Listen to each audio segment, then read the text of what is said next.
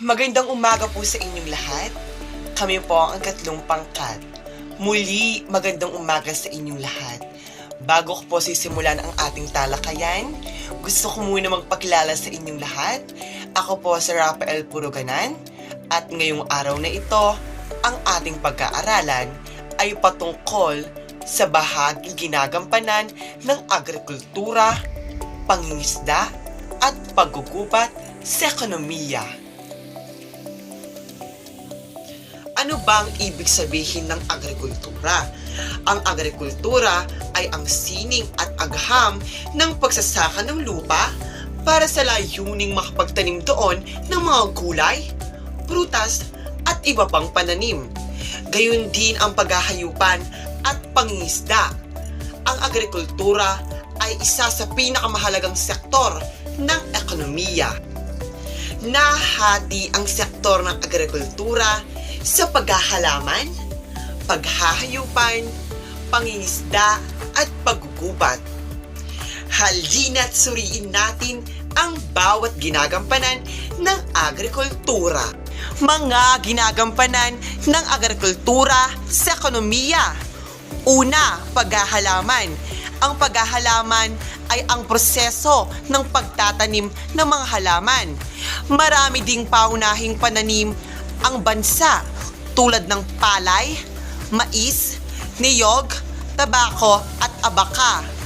Ang mga pananim na ito ay karaniwang kinokonsumo sa loob at labas ng bansa. Kasama rin dito ang produksyon ng gulay, halamang gubat, at halamang mayaman sa hibla o fiber. Gayun din ang mani, kamote, bawang, sibuyas, kamatis, repolyo, at talong. Pangalawa, paghahayupan. Paunahing inaalagaan ang mga kalabaw, baka, kambing, baboy, manok, at iba pa. Ang paghahayupan ay nakakatulong sa pagtustos ng ating mga pangangailangan tulad ng karne na nanggagaling sa baboy at iba pang pagkain. Ang paghahayupan ay gawaing pangkabuhayang kinabibilangan ng ating mga tagapag-alaga ng hayop. Mayroon ding mga pribatong korporasyon na nasa ganitong hanap buhay tulad ng Monterey Foods Corporation, San Miguel Foods Inc., Bounty Fresh. Tandaan ng aking mga binanggit na ito ay ang mga kumpanya na maaaring magbago ang kanilang operasyon at produkto batay sa mga pangangailangan ng merkado at regulasyon ng gobyerno. Pangatlo, pangingisda. Tinuturing ang Pilipinas bilang isa sa pinakamalaking tagatustos ng isda sa buong mundo. Isa sa pinakamalaking daungan ng mga huling isda na matatagpuan sa ating bansa. Ang pangingisda ay nauuri sa tatlo: commercial, municipal at aquaculture.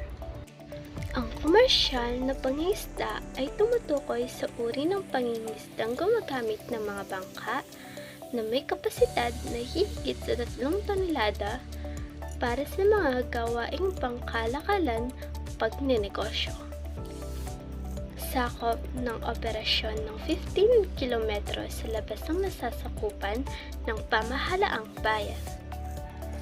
Ang municipal na pangingisda ay nagaganap sa loob ng 15 kilometro sakop ng municipal at gumagamit ng bangka na may kapasidad sa 3 tonelada o mas mababa pa na hindi nangangailangan na gumamit ng mga fishing vessel.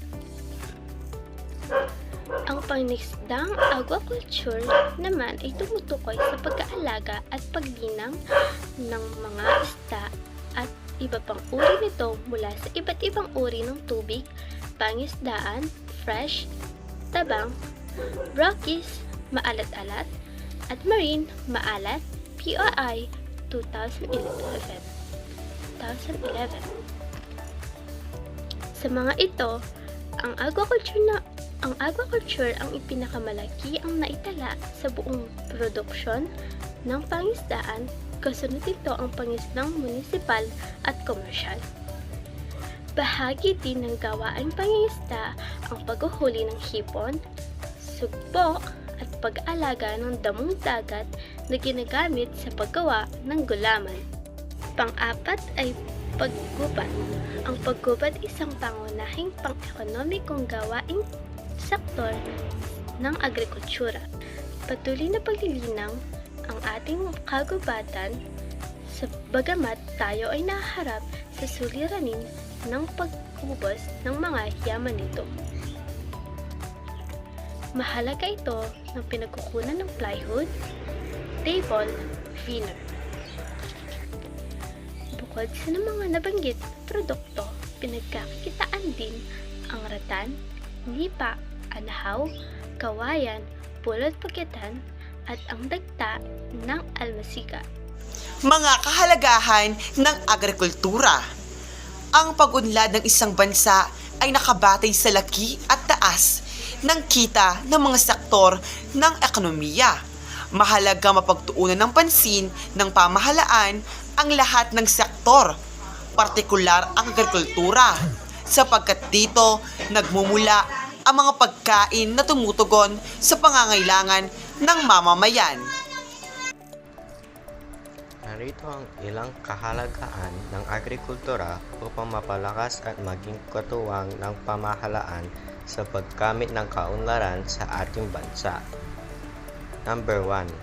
Ang agrikultura ay pangunahing pinagmumulan ng pagkain. Tinitiyak ng sektor ng agrikultura na may makakain ang mga Pilipino sa kanilang hapag tulad ng palay, mais, tubo, kopra, patatas, at iba pa. Mayroon ding inaaning mga prutas tulad ng mangga, pinya, at saging. Pinagkukunan ng material para makabuo na bagong produkto. Sa sektor ng agrikultura, nagmumula ang hilaw na sangkap mula sa kagubatang kabukiran at karagatan na maaaring gamitin sa produksyon tulad ng kahoy para sa mebles, bulak at talamang mayaman sa hibla para sa tela, at sinulid, daon at ugat para sa pagkain, kemikal o gamot. Pinagkukunan ng kitang panlabas. Nakapaghahatid ito sa bansa ng dolyar sa pamamagitan ng mga produktong iniluluwas sa iba't ibang panig ng daigdig. Kabilang sa iniluluwas sa ibang bansa ay ang mga kopra, hipon na baka at iba pang hilaw na materyales. Pangunahing nagbibigay ng trabaho sa mga Pilipino. Maraming mamayanan ang nagkakaroon ng hanapbuhay sa tulong ng mga gawain sa sektor ng agrikultura, lalo at higit sa naninirahan sa probinsya. Ilan sa mga hanapbuhay sa sektor na ito ay ang pagsasaka ng palayan, prutasan at nyugan, paghahayupan ng bakahan, babuyan at manukan, at pagingisda sa yamang tubig. Number 5. Pinagkukunan ng sobrang manggagawa mula sa sektor ng agrikultura patungo sa sektor ng industriya at paglilingkod. Sa panahon ng modernisasyon, nabibilang ang mga makabagong teknolohiya, marami na ang ginagamit na makinarya sa sektor ng agrikultura. Kinakaunti ang mga kinakailangan manggagawa. Ang mga sobrang manggagawa ay pinakikinabangan ng sektor ng industriya at paglilingkod batay sa pangangailangang lakas paggawa. Sa pangkalahatan, ipinapakita nito na ang sektor ng agrikultura ay isang mahalagang tagapagtaguyod ng ekonomiya ng bansa.